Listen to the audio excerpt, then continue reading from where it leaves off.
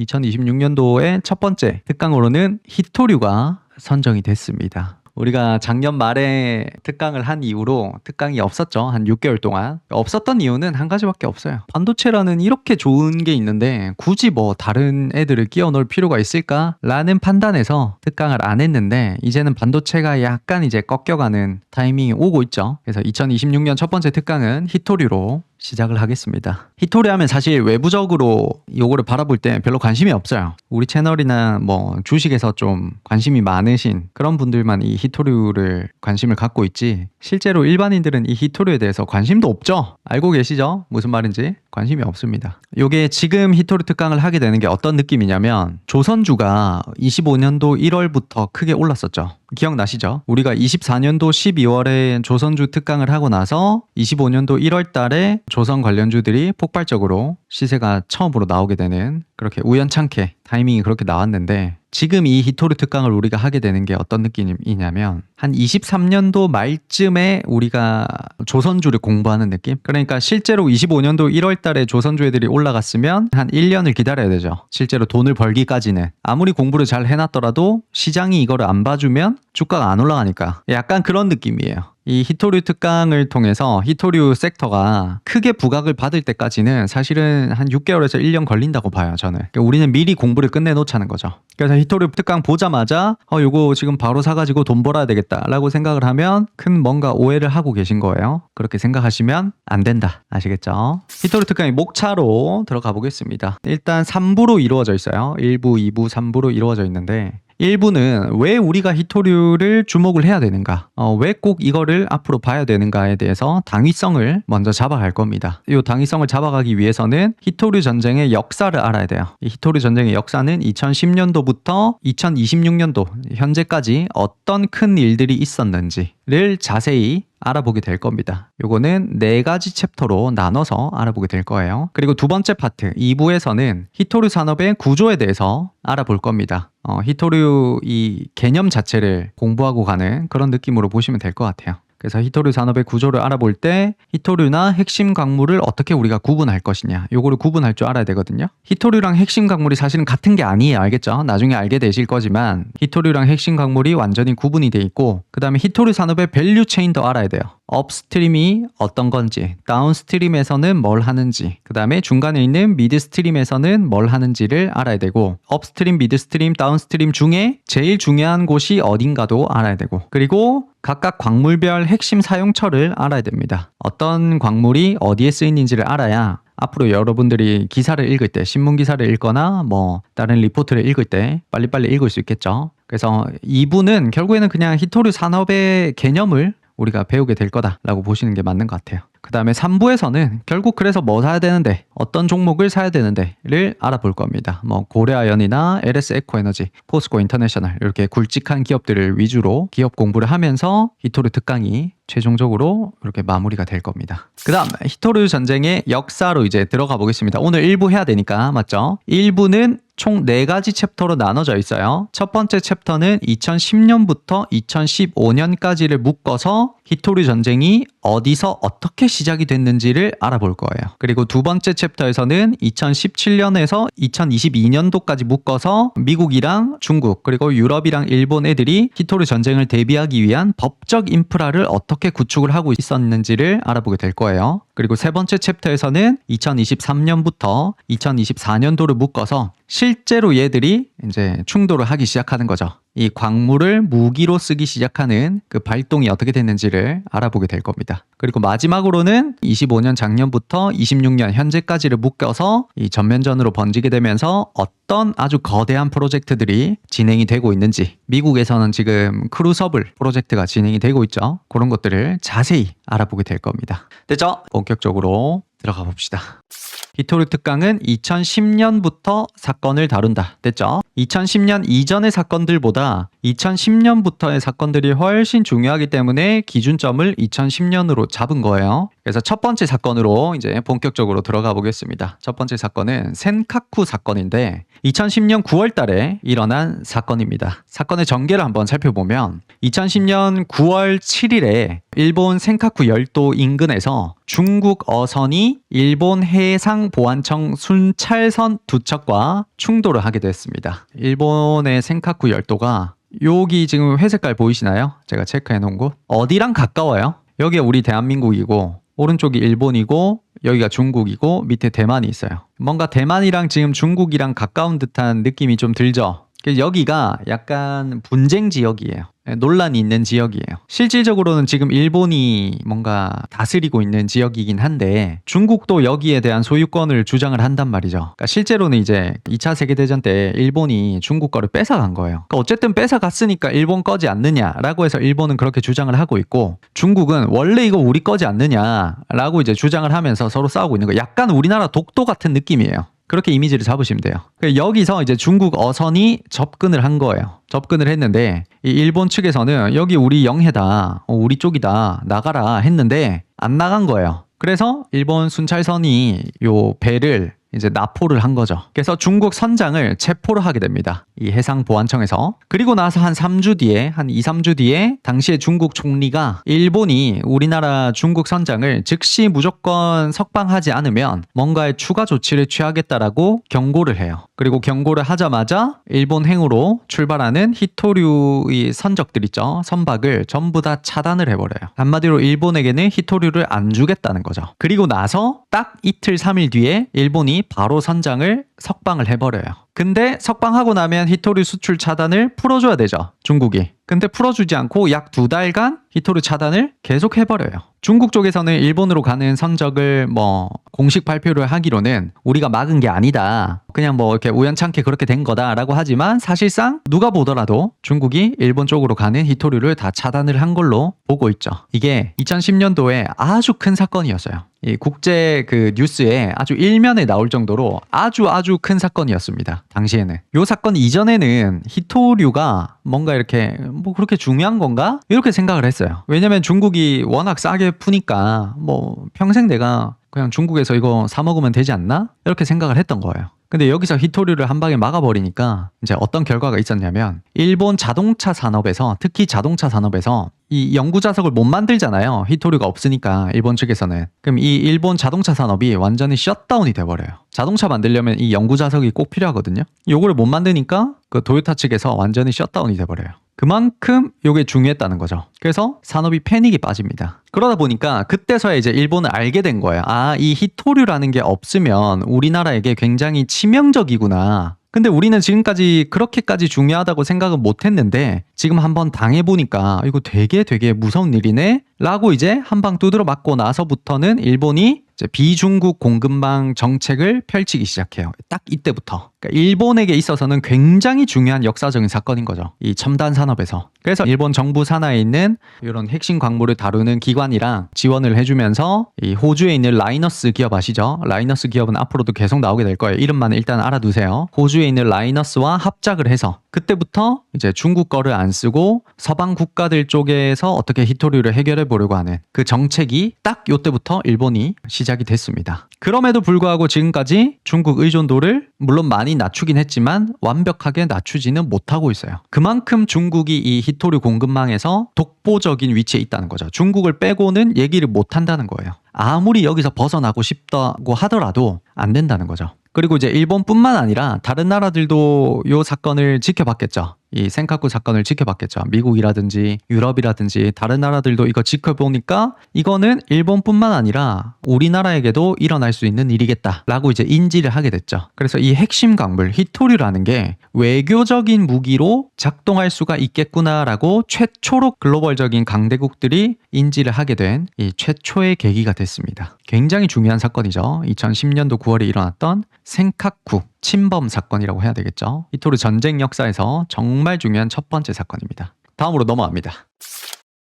두 번째 사건입니다. 오늘은 2015년도까지만 다룰 거예요. 두 번째 사건은 히토류 가격 폭등 사건이 일어났어요. 이게 어떻게 전개가 됐는지 한번 봅시다. 첫 번째는 2005년도에 중국이 히토류 기업들이 원래 수출을 하게 되면 이 부가세를 환급을 받았어요. 수출을 장려하는 거죠. 요 환급을 해주면 비용을 낮출 수 있죠. 그 수출하는 입장에서는. 그래서 환급을 해주고 있었는데 2005년도에는 요 환급을 폐지를 해버려요. 히토류 기업들이 수출을 할 때 부가세를 그대로 그 기업이 비용 부담을 해야 되는 거죠. 그렇게 되면 이 수출하는 입장에서는 비용을 낮출 수가 없으니까 이 수출 부담이 좀 되겠죠. 그러면 수출을 더 많이 하려고 해요? 아니면 더 적게 하려고 해요? 중국 안에 있는 히토류 기업이라면 수출을 더 안 하려고 하겠죠. 더 적게 하겠죠. 그 다음 2007년에서 2012년까지 수출세를 도입을 하고 이거를 확대해 나가기 시작해요. 수출세라는 건 아주 쉽게 말해서 중국 정부가 이렇게 얘기를 하는 거죠. 중국 기업들아, 너희가 히토류를 수출을 하면 오히려 정부에게 돈을 내고 수출을 해야 돼 라는 거예요. 그 말은 히토류 수출하지 말라는 거죠. 기업들한테.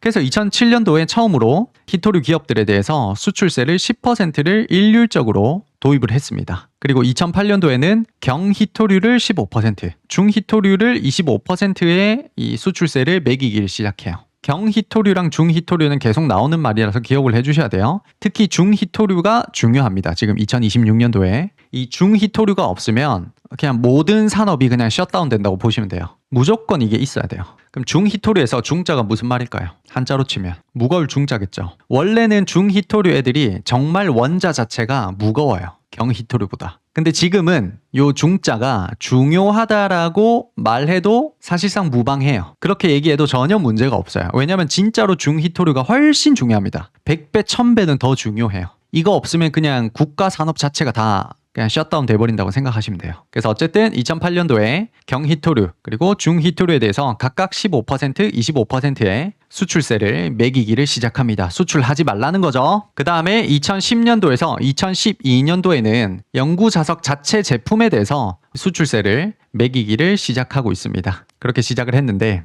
그 와중에 이제 중요한 사건이 터집니다. 여기부터가 이제 본론이죠. 2010년 7월에 중국 상무부가 하반기 히토류 수출 쿼터를 발표를 해요. 이 수출 쿼터라는 말이 어려우면 그냥 수출을 어느 정도 하겠다라는 계획 발표를 하는 거예요. 중국에서. 이제 7월 달에 우리 하반기에서는 중국에서 히토류를 이 정도 양을 수출을 하겠습니다라고 발표를 한 거죠. 그게 대략 8,000톤이었어요. 이 8,000톤이 얼마만큼인지가 이제 궁금하잖아요. 그거를 작년이랑 비교를 해보면 2009년이죠. 2009년 하반기랑 비교를 해보면 2009년 하반기에는 대략 3만 톤이었어요. 근데 딱 1년 만에 8,000톤으로 줄어버렸어요. 한 마이너스 72%의 감소가 있었던 거죠. 그래서 연간 기준으로는 2009년도에는 총 5만 톤이 수출이 됐는데 2010년도에는 3만 톤밖에 수출이 안 됐어요. 한 마이너스 40% 정도 감축이 된 거죠.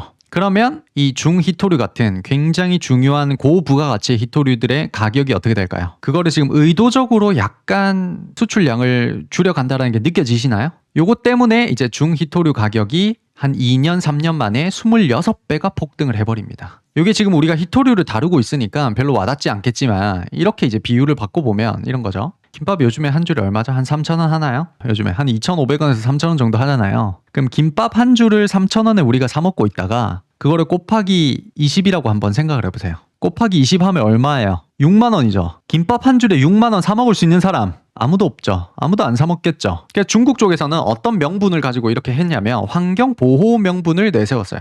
이 히토류를 생산하려면 환경 파괴가 엄청 심하게 되는데 중국 입장에서는 이제 이렇게 불평을 터뜨리는 거죠. 우리나라에 중국에 환경 파괴를 하면서 미국이나 일본이나 유럽 같은데 너희한테 싸게 주니까 우리나라 환경 보호가 안 된다. 환경 파괴가 너무 심하다. 그래서 히토류 생산을 좀 줄이겠다. 히토류 생산을 줄이면 당연히 수출량이 줄어들 수밖에 없는 거다. 너희가 좀 이해를 해달라. 이렇게 하는 거예요. 이게 표면적인 명분이에요. 그럴싸하죠. 실제로 그럴싸하고 환경 파괴가 되는 것도 맞고. 근데 실질적인 목적은 이 자국의 영구 자석 산업을 육성하기 위함이었어요. 수출은 점점 낮추고 있었죠. 수출을 점점 낮추고 있으니까 외국에 팔 때 가격이 어떻게 돼요? 히토류 가격이 급등하게 되죠. 근데 뒤로는 국내에서는 저렴하게 풀고 있었어요. 중국 안에서는 저렴하게 풀고 외국에 수출할 때는 굉장히 가격을 높게 형성을 시켜버린 거예요. 그러면 영구 자석을 만드는 기업 입장에서 한번 생각을 해보세요. 히토류를 가지고 이 영구 자석을 만들어야 되는데 히토류라는 이 재료 자체가 너무 비싸지면 영구 자석을 만들어봤자 돈이 돼야 안 돼요. 예를 들면 김밥 한 줄에 3,000원인데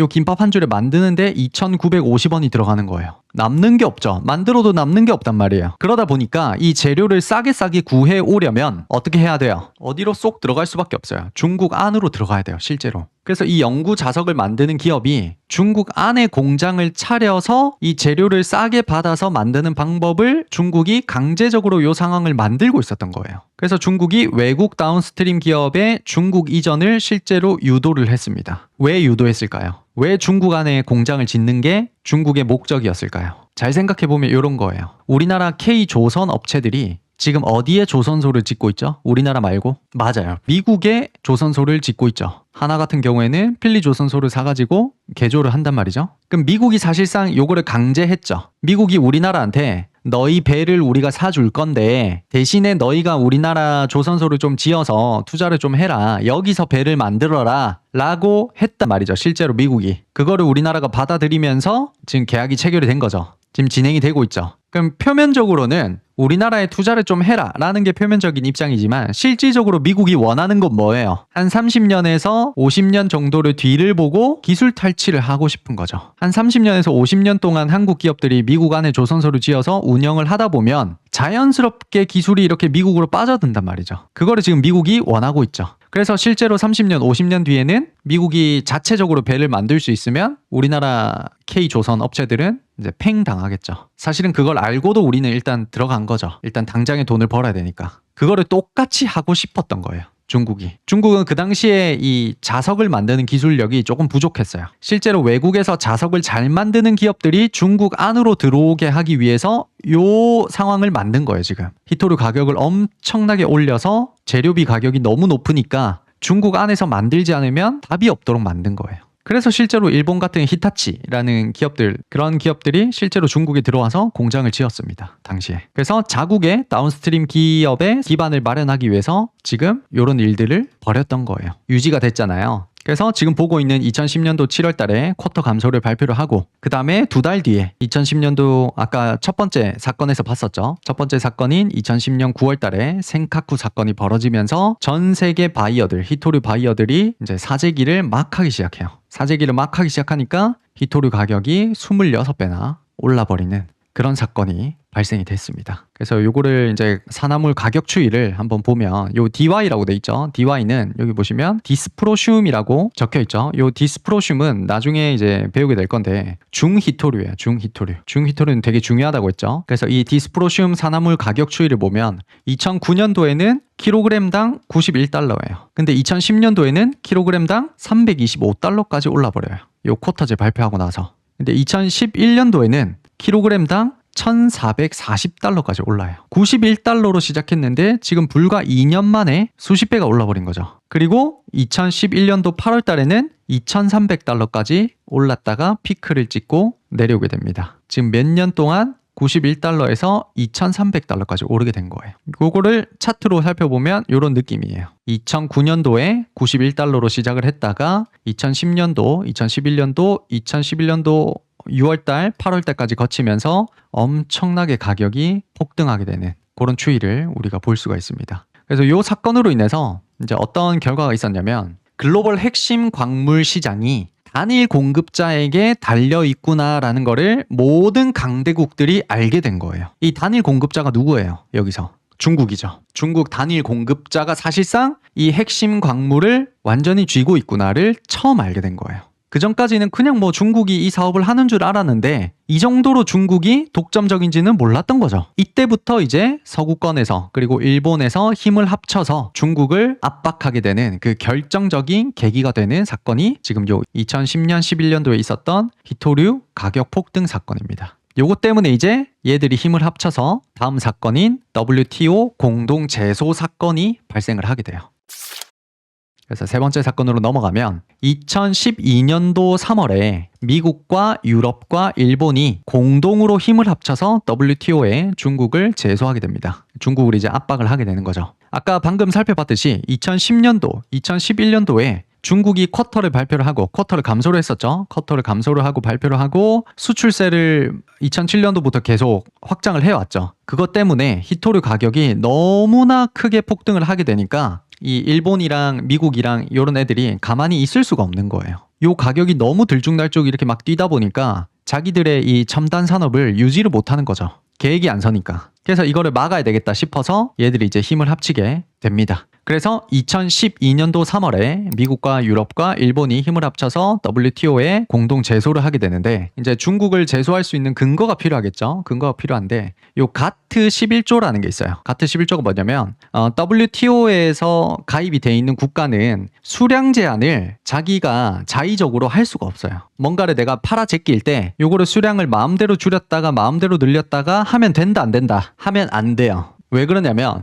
내가 힘이 좀 있다고 해서 어떤 제품에 대해서 왔다리 갔다리 수량을 왔다리 갔다리 해버리면 요거는 자유무역이 안 된다는 거예요. 한쪽에서 이걸 하기 시작하면 반대쪽도 이걸 하게 되죠. 보복성으로. 그래서 한쪽이 먼저 이걸 시작하게 되면 반대쪽도 이걸 하게 되고, 여기에 영향을 받는 국가들이 또 이렇게 해버리고 하니까 서로 너무 이게 관계가 복잡해지고 나중에는 이제 큰일이 나게 되는 거죠. 그래서 WTO에서는 요 수량 제한을 원칙적으로 금지를 하고 있어요. 그래서 자유무역을 지키기 위한 목적으로 금지를 하고 있는 거죠. 근데 그거를 지금 중국이 어겼단 말이죠. 분명히 어겼죠. 여기에 대해서. 그리고 수출세 같은 거는 중국이 WTO에 가입을 할 때 가입 의정서에 약속을 했어요. 중국이 수출세 같은 걸로 장난을 많이 치니까 요걸로 이제 장난 안 치겠습니다라고 약속을 하고 들어왔단 말이죠. 근데 2007년도부터 2012년도까지 수출세를 계속해서 확장을 해왔죠. 그래서 지금 중국이 뭔가 규칙을 많이 어기고 있다라는 느낌은 들죠. 이런 근거를 들어서 아까 미국과 유럽과 일본이 힘을 합쳐서 공동 제소를 하게 된 거예요.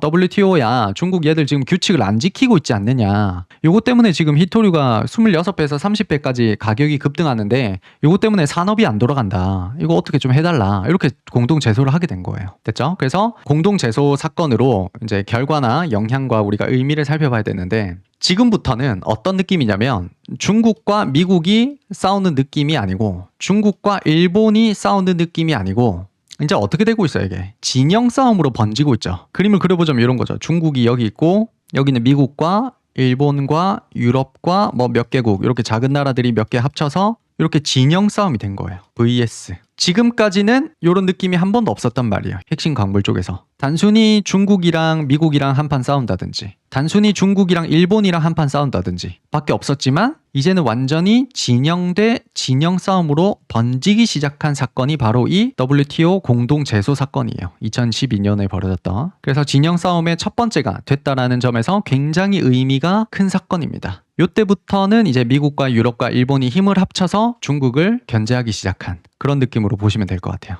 이제 요 결과를 봐야 되겠죠?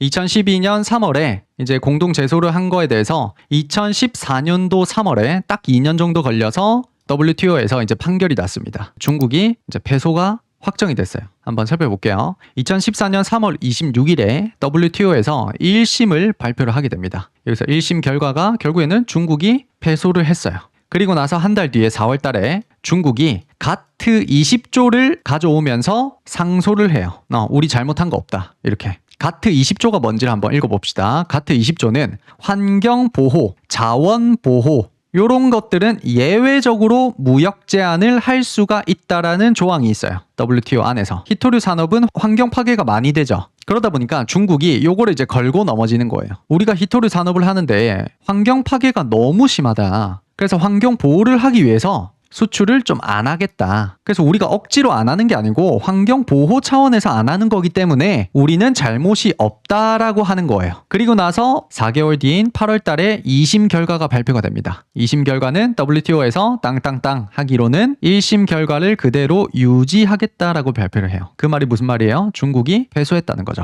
1심에서 패소했으니까 그대로 이걸 유지하게 되니까 2심에서도 중국이 그대로 패소가 확정이 됐습니다. 그리고 8월 말에 한 달도 안 됐죠. 한 3주 뒤에 WTO에서 공식적으로 중국 너희가 졌다라고 판결을 확정을 하게 됩니다. 그럼 어쨌든 WTO에서 이런 판결을 내렸다면 중국 입장에서는 두 가지 선택지밖에 없죠. WTO에 계속 가입이 되려면 요거를 받아들여야 되죠. 요거를 받아들이기 싫다 하면 WTO 나가야 되죠. 근데 중국은 WTO로 나가지 않고 25년도 1월에 한 4개월 뒤에 수출 쿼터를 폐지를 하게 됩니다. 요거 때문에 아까 문제가 일어났었던 거죠. 가격이 급등한 직접적인 원인이 된 거죠. 그리고 2015년 5월 달에 4개월 뒤인 5월 달에 수출세도 폐지를 하게 돼요. 그럼 일단 중국이 여기서 한 방 먹었죠. 요 사건으로 이제 결과가 어떻게 되냐면 중국 애들이 이런 쿼터제, 수출세 같은 공식적인 규제로 히토류 공급망을 압박하는 거를 이제 포기를 해요. 여기서는 뭔가 자기들이 답이 없다라는 거를 알게 된 거죠. 요까지만 하더라도 솔직히 중국이 지금 2014년이에요. 2014년만 하더라도 솔직히 중국이 미국한테 덤벼들 수 있어요? 지금에서야 중국이 많이 올라와서 미국이랑 뭐 어떻게 이제 한번 해보겠다고 어쩌고저쩌고 하고 있지만 2010년대는 여전히 그냥 아무리 봐도 미국이 일장이란 말이죠. 중국이 뭐 많이 올라왔다고 하더라도 안 된단 말이죠. 그러니까 일단 중국은 깨갱한 거예요. 깨갱. 일단 지금은 안 되겠네 라고 한 거죠. 그래서 공식 루트로는 이 히토류 공급망을 압박하는 거를 포기를 했어요. 대신에 수출 허가제 같은 약간 야리꾸리한 거, 이상한 거를 갖고 와서 이제 우회 루트로 수출을 막기 시작하는 거예요. 자국에서. 원래 중국이 좀 잘하는 느낌이죠. 이런 게. 화전 양면 전술이라고 하세요. 앞에서는 뭐 이렇게 웃으면서 악수하지만 뒤에서는 뭔가 칼을 갈고 있는 듯한 느낌으로. 그래서 이제 공식적인 루트는 포기하고 약간 우회적인 루트로 바뀌었다. 이 사건 이후로. 그래서 눈에 보이는 규제는 사라졌지만 그렇다고 중국이 포기할 게 아니죠. 이 히토류 공급망에서는 자기들이 독점적이라는 걸 알고 있기 때문에 이 공급망, 히토류 공급망을 통제하는 방법이 점점 더 이때부터 교묘해지기 시작합니다. 얍삽해지기 시작하는 거죠. 요런 이제 얍삽해지는 것들이 지금까지 계속 흘러오면서 2020년대 요 히토류 갈등의 씨앗이 되는 그런 계기가 되는 사건으로 보시면 될 것 같아요. 요게 네 번째 사건이에요.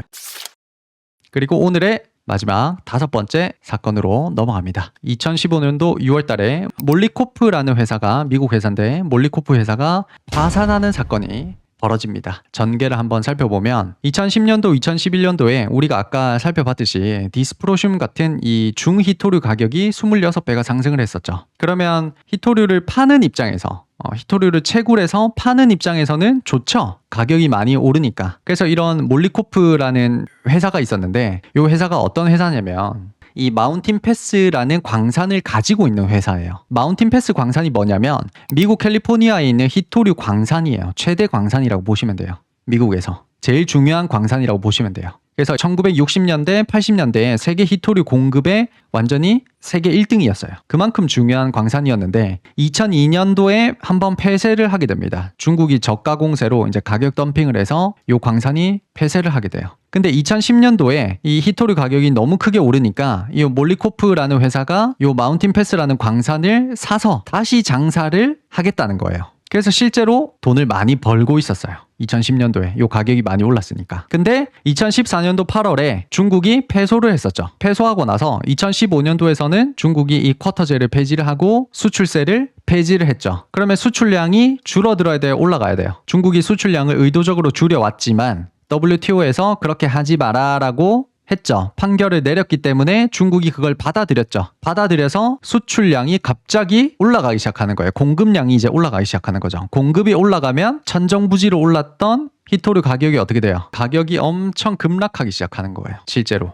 그래서 원래 가격이 살짝 이렇게 떨어지고 있었는데 WTO 중국 패소 사건으로 인해서 갑자기 공급량이 많아지다 보니까 가격이 뚝뚝뚝 떨어지게 되는 거죠. 그렇게 되면 요 몰리코프 같이 히토류를 팔아서 돈을 버는 기업들은 더 이상 돈을 벌 수가 없겠죠. 제품 가격이 100만 원에서 5만 원으로 떨어진 느낌이니까. 그럼 돈이 안 되니까 몰리코프 같은 회사가 파산을 할 수밖에 없는 거죠. 그래서 WTO 중국 패소 사건 이후에 공급량이 많아져서 히토류 사업을 하고 있던 애들이 이제 점점 줄줄이 파산 보호 신청을 하게 됩니다. 한마디로 파산을 했다는 거죠. 파산을 하게 되면 요 마운틴 패스 광산이 가동이 중단되겠죠. 실제로 2015년도 10월 달에 마운틴 패스라는 광산이 가동이 중단이 됩니다. 그리고 2016년도에는 중히토류 가격이 아주 크게 떨어져서 정점 대비 대략 92%나 폭락하게 됩니다. 그리고 2017년도 6월 달에 MP 머티리얼즈라는 회사가 나타납니다. 들어보셨죠? 요거는 2026년도까지 아주 중요한 회사예요. 꼭 기억을 하고 계셔야 돼요. 그래서 2017년도 6월 달에 MP 머티리얼즈라는 회사가 요 몰리코프가 가지고 있던 마운틴 패스 광산을 사갑니다. 요게 매물로 나오게 된 거죠. 약 2천만 달러에 사갑니다. 우리나라로 치면 한 200억에서 250억 원 정도. 굉장히 헐값에 인수를 해가게 됩니다. 그래서 요 몰리코프라는 회사가 이제 파산을 하게 된 결과가 굉장히 중요합니다. 몰리코프 파산의 본질을 한번 살펴보면 일단 가격이 폭등을 했죠. 중국이 의도적으로 히토류 수출을 막으면서 시장 가격을 폭등을 시켜놨어요. 요거를 보고 나서 몰리코프 같은 회사가 이제 투자를 하게 돼서 광산이라든지 뭐 이런 거를 투자를 대규모로 하게 되면서 돈을 좀 벌고 있었죠. 근데 갑자기 그 상황에서 중국이 생산을 늘리거나 또는 수출량을 늘리거나 해서 공급량을 대폭 늘리더니 가격이 이제 폭락이 된 거죠. 시장 가격이. 그럼 시장 가격이 폭락이 되면 여기에서 투자를 많이 했던 기업들은 버틸 수가 없죠. 김밥 한 줄에 3,000원에 팔고 있다가 김밥 한 줄에 300원에 팔라고 하면 팔겠어요? 안 팔고 말 거 아니에요. 맞죠? 돈이 안 되니까. 그러니까 투자는 많이 했는데 중국이 가격 덤핑을 해버리니까 답이 없는 거예요. 그래서 잘 버티던 서방 국가들의 히토류 기업들이 줄줄이 도산하게 되는 요 사이클이 생긴 거예요. 이런 패턴으로 중국이 요 서구 기업들을 하나하나씩 계속 망하게 시키는 거예요. 도산을 시키는 전형적인 방법이거든요. 이게. 그래서 요 이후로도 같은 패턴이 계속 반복이 되게 됩니다. 중국이 똑같은 방법으로 미국에 있는 또는 유럽에 있는 또는 일본에 있는 히토류 대기업들을 하나하나씩 망하게 하는 거죠. 그래서 미국 내무장관의 얘기도 한번 보고 갑시다. 2026년 3월 달에 얘기를 한 건데 이 사람이 어떤 얘기를 했냐면 중국은 자원을 무기로 쓰는 국가다. 자유세계에서 누군가가 광물을 캐거나 정제하려고 들면 그 광물을 시장에 헐값으로 쏟아부어서 가격 덤핑을 한다는 거죠. 가격 덤핑을 해서 멀쩡하던 기업을 적자로 만들어서 도산시킨다라고 미국 내무장관이 이렇게 얘기를 했다는 거는 요 패턴이 팩트라는 거죠. 의도적으로 중국은 지금 이 짓거리를 한다는 거예요. 가격을 일부러 올려놓고 서구권에 있는 기업들이 투자를 하게 만들고 대규모 투자가 끝났을 때 돈을 이미 많이 넣었을 때 가격 덤핑으로 히토류 가격을 폭락시켜버리고 폭락시켰더니 여기서 투자했던 기업들은 버티지를 못하고 전부 다 나가 떨어지게 되는 이 패턴을 굉장히 잘 쓴다라는 거죠. 여기서 이제 미국은 교훈을 하나 얻게 돼요. 그래서 2025년도 7월에 얼마 전에 있었죠. 한 8개월 전에 2025년도 7월에 미국 국방부와 MP 머티리얼즈가 대형 빅딜을 하나 하게 됩니다. 민관 파트너십을 체결을 하게 됩니다. 요거 체결하고 난 뒤에 그러니까 미국 국방부랑 MP 머티리얼즈랑 체결하고 난 뒤에 또 하나의 빅딜이 일어나요. 누구랑 누가? 우리가 앞으로 중요하게 다루게 될 기업인 누가 등장을 해요.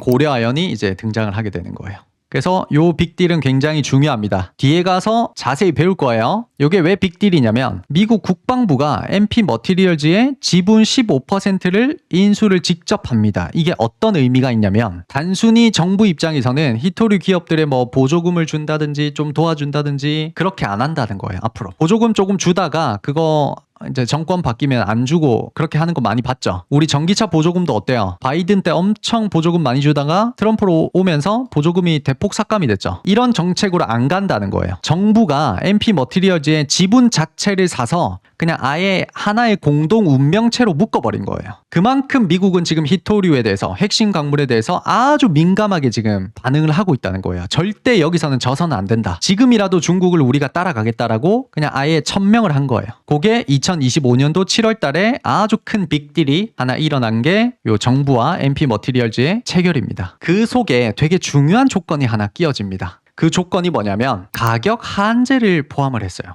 정부가. 이게 무슨 말이냐면 중국이 가격 덤핑을 해서 히토류 가격이 대폭락을 한다 하더라도 미국 정부가 요 일정 수준의 가격 위로만 사겠다는 거예요. 아무리 중국이 가격 덤핑을 해서 요 히토류 가격이 폭락을 한다 하더라도 너희 기업들이 절대 망하지 않도록 해줄게 라는 거죠. 김밥 3,000원이 중국 때문에 300원이 된다 하더라도 나는 그대로 너희한테 3,000원 주고 살게 라는 거예요. 이거를 아예 법제화를 시켜버렸어요. 가격 보장제라고 해도 되고 가격 하한제라고 해도 되겠죠. 이해됐나요? 그러면 2025년도에 와서 가격 하한제를 포함을 했잖아요. 요런 이제 가격 하한제 같은 정책이 어디서부터 나왔느냐, 왜 이런 정책을 펼칠 수밖에 없었느냐를 살펴보면 이 2015년에 일어났던 몰리코프 파산을 보고 교훈을 얻게 된 거예요. 미국이. 미국 정부가 이 히토류 산업에 직접 끼어들지 않으면 서방 국가들의 히토류 산업들은 전부 다 버틸 수가 없다라는 걸 알게 된 거예요. 그래서 이번에 MP 머티리얼즈란 빅딜을 할 때 요 조건을 끼워 넣은 거예요. 요까지 해서 오늘 얘기할 거는 다 했어요. 굉장히 길었죠. 지금 다른 특강 하나 하는 분량 정도의 시간을 투자해서 오늘 했는데 오늘까지 한 내용은 2015년도까지 어떤 일이 있었고 어떻게 이 핵심 광물 전쟁과 히토리 전쟁이 시작됐는지를 초점을 맞춰서 첫 번째 국면 챕터 1을 마무리를 했습니다. 챕터 2부터는 이제 2017년도부터니까 트럼프 1기 이제 실제로 트럼프랑 시진핑이랑 어떤 눈치 싸움을 하게 되고 어떤 견제를 하게 되는지 점점 더 이제 재밌어지는 거죠. 되게 재밌죠? 이제 히토류 강의의 첫 번째 강의가 이렇게 마무리가 된 거예요. 자, 이렇게 오늘 마무리하겠습니다. 네, 고생하셨습니다. 방송 종료하겠습니다.